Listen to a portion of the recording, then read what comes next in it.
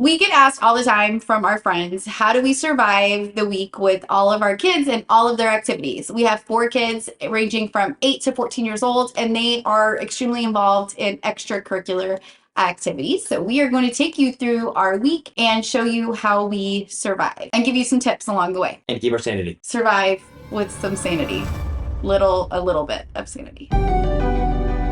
Plan out your week and make sure it's somewhere where you can see it constantly. We have a huge whiteboard that's right in front of our kitchen table. Our kitchen is kind of our hub. We're always kind of around the kitchen table. You can see our living room from there. Our week schedule is always posted. So we see it every single time we're sitting at our table. Our kids are constantly looking at it. So we know what is going on. We can refer back to it and change it up as we need to. It's not the prettiest thing. It's not, aesthetically pleasing, but it is really important. I probably look at that whiteboard at least 3 or 4 times a day. And it's right by the door we leave every single day. Yeah, it's right by the kids' cubbies and by the garage doors. The visual, especially for the kids to be able to see it, they really like to see when their games are and when they have a day off and all of that.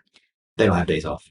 They do get days off. Mondays and Wednesdays for us are typically a little bit more crazy. Monday of this week, I had it pretty easy. One gets dropped off at 5:15, then I have to take another one to get dropped off at 5:45, then I have to go pick up the first one that I dropped off at 6:15, and then I have to go pick up the other one at 7.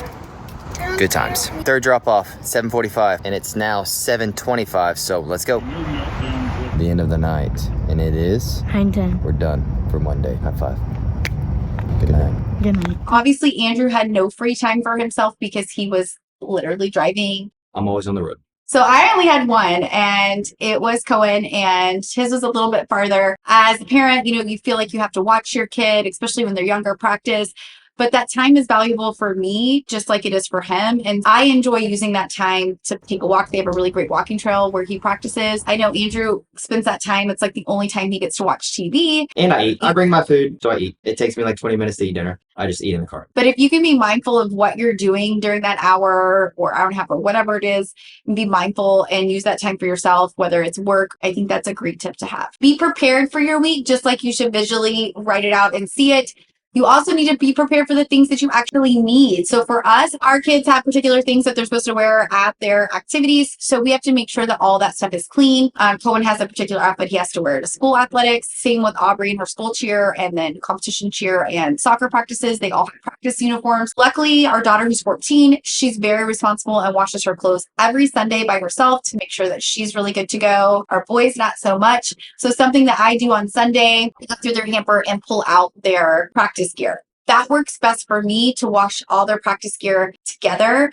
I don't like to waste time and wash all of their laundry if their hamper's not full. I don't have a particular laundry day. So washing 3 boys' clothes for no reason just doesn't make sense to me when they have other clothes they can wear. So I just wait until I need to wash all their clothes, and I just pull out practice clothes and game clothes. That way I know going into the week, all of their things are clean and ready to go for that week. Make sure as soon as you get home that you're ready to go for your activity. Our 2 youngest are very squirrely, very hyperactive and want to play when they get home, which is awesome.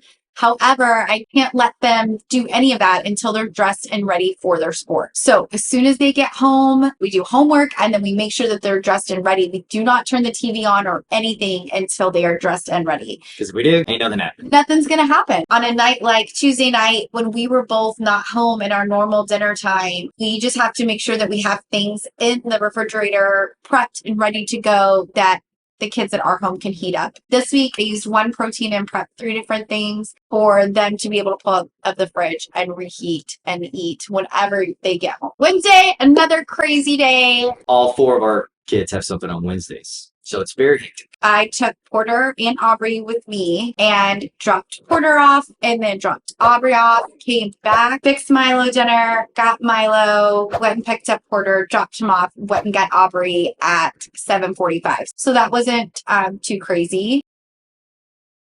Another tip that we have is talking kind of like being flexible. We're really flexible with our kids' dinner times. It would be amazing if we all could eat dinner together. That's just not the case. Last year we were able to. We had Thursdays off. We were able to eat dinner together one night a week. It's just not, we're just not in that season of life right now. Even though we value our family time, a lot of our family time during the week is spent in the car. We use that time to talk to them. Sometimes we're listening to music together, but we're not just staring at our phones. We're trying to connect with them, and they're connecting with their sibling that's in the car with them.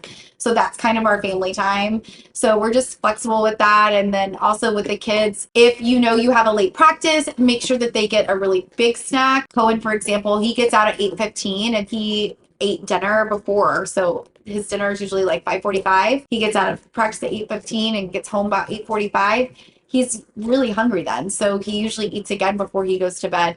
So we just try to keep them as fed as possible because they are so active, but we do think about it.